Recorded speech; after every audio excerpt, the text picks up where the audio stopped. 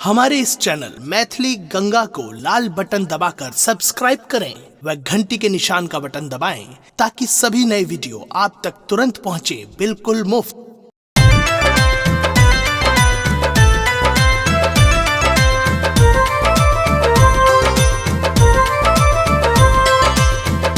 अपने सुन रहल छी गंगा कैसेट की प्रस्तुति।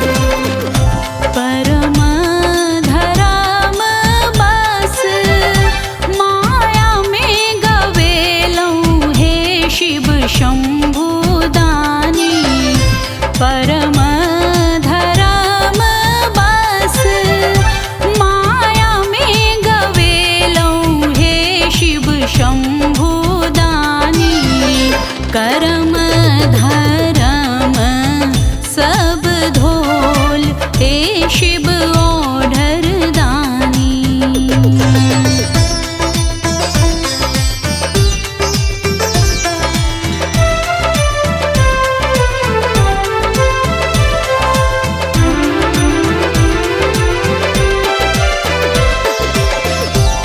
बहुत यतन बस नर्तन भेटल अपना भरी खूब पाप बटोरल पाप बटोरल।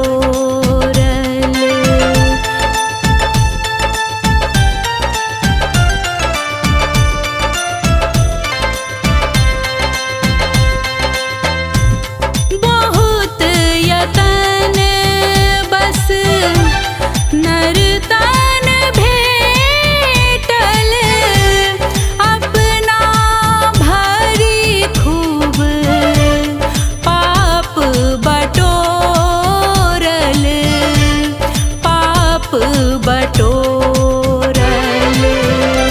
जाहो देश अछि आन घोल हे त्रिभुवन के स्वामी। करम धरम सब धोल हे शिव ओढ़र दानी।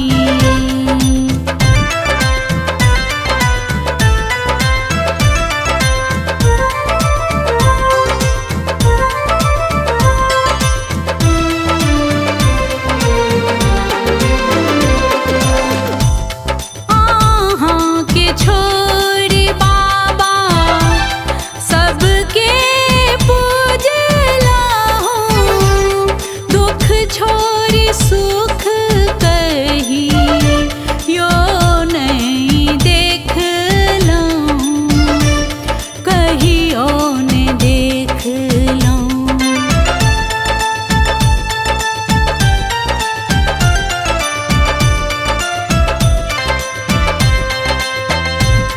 आहाँ के छोरी बाबा सबके पूजला हूँ।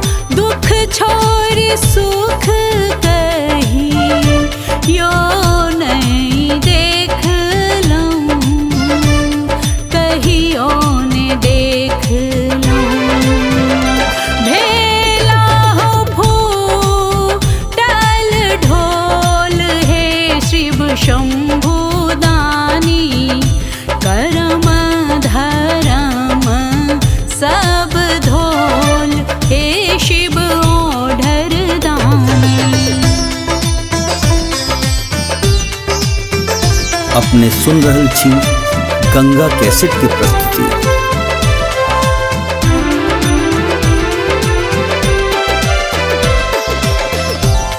राधे पतित पावन पद पशुपति। तैयो अधम मन पावि नहीं हर्षित पावि नहीं हर्षित।